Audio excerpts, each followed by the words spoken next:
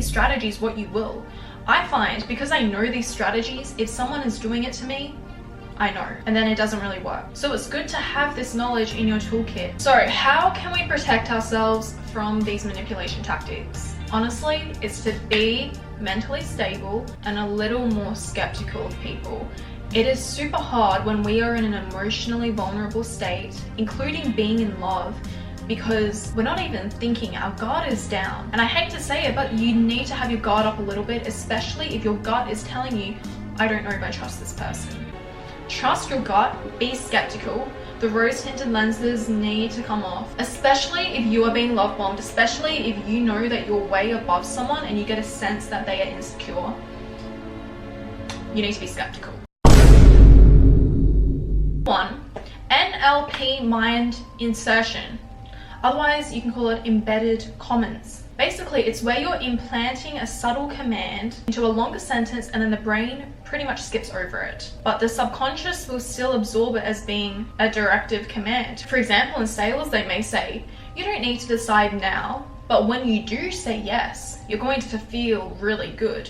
The command is that when you do say yes, you don't need to decide now. So you're like, okay, I don't need to decide now. They're not pressuring me.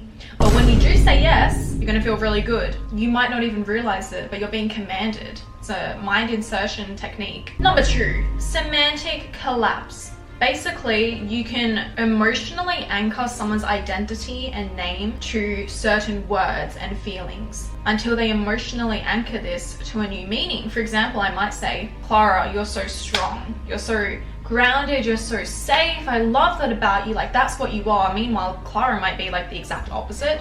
See, this is a positive technique if you use it in that way, but you can also use it negatively. People tend to use this in seduction and also politics. Number 3, neuro-association hijacking, which is a mouthful, but it essentially means you're pairing your presence with someone else's extremely charged emotional states, whether that is positive or negative.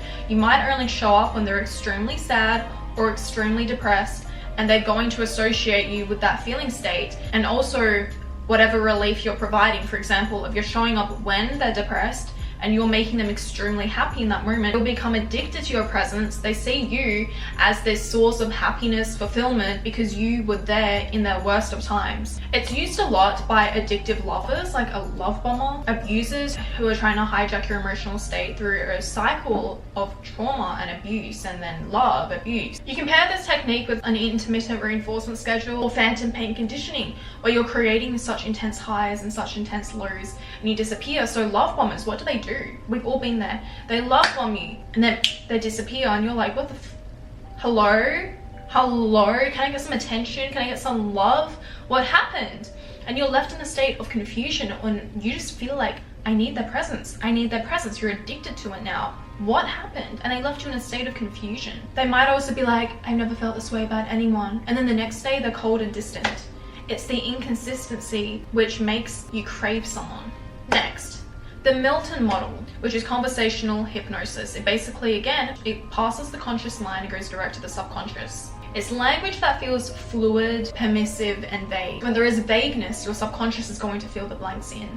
And combined with a calm voice, it can enter you into a trance-like state where you become very susceptible to such manipulation. The echo technique, it's where you're basically repeating what someone's saying, but minorly changing a little bit, and it makes them feel very seen and understood. Okay, this one is a little nasty, and it's how you can manufacture an identity crisis within someone. A lot of narcissists will use this, and people who are insecure. If you're a confident person, you have a protection around this. Basically, it's when you're subtly breaking down someone's perception of themselves over time and replacing it with a version of them who you think they are. It might not even be true. And especially guys, you are prone to manipulation if you are mentally weak or you're mentally ill. If you are mentally ill and you know there is someone around you who's potentially manipulating you, try to distance yourself from them because you are extremely susceptible. And hopefully knowing these tactics, you can repeat to yourself, okay, this is not who I am.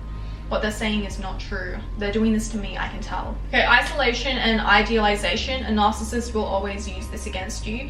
They try to isolate you from family, from friends, and they position themselves as your only source of pleasure and comfort and any happiness in life. They'll be like, No one understands you like I do. No one loves you like I do. Why do you still talk to them? They don't support your growth like I do. You're different, you're rare, I see it. I knew how special you are from the day I saw you. What's happening? Dopamine hit. You're also bonding.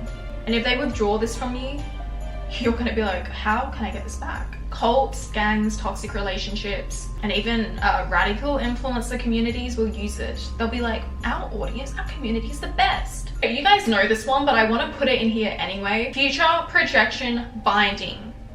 Jobs can do this. Toxic jobs will do this. Toxic relationships, love bombers will do this. MLMs, sales scams, memberships, they'll be like, imagine us doing this together in the future. Imagine when you're at this position in the company making this much money. Imagine us in Paris in the fall together. Imagine us with 5 children in a mansion in New Zealand together. It's locking someone in by projecting vivid future fantasies that haven't even happened yet, but you're still getting that dopamine spike. It makes them emotionally invest into an outcome which has not even happened and may never happen. You can also take advantage of someone's very emotional moments by repeating a belief they have so that they can internalize it as their own. A positive one would be if someone's sad and they think they're a terrible person, you can be like, you've always had a soft heart, like you've always been so lovely, like people don't understand that. Deep down, you know you're meant for something more, don't you? But if someone was manipulative, they might take advantage of that emotional moment and say, people always leave you, don't they? I won't leave you though. Because it affirms your subconscious belief that people leave me. And you're like, but this person won't leave me. And if you can repeat this over time, it will eventually become their own belief. This one's a little nasty as well. Basically, we're going to cognitively overload them. A lot of toxic relationship men do this. It's called confusion induction. You're just really confusing them. For example, you're so different from anyone I've met, but you're also like exactly like every girl I've ever met. So you're like, the fuck? What does that mean?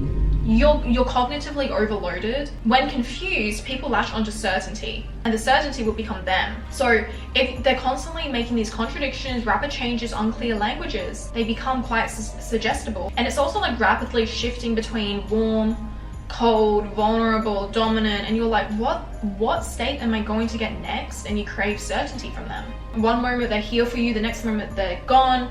And then they're like, I will never leave you. And then they leave you, but then you trust them so much. You're just like, what the f? Okay, this is known as the double bind trap, where both choices are going to serve the manipulator. And it's similar to a point we talked about earlier on, but I'll tell you, do you want to tell me the truth now or later after you calm down? So either way, the manipulator is going to get the truth, whether or not you want to tell the truth. It's bypassing the conscious as well.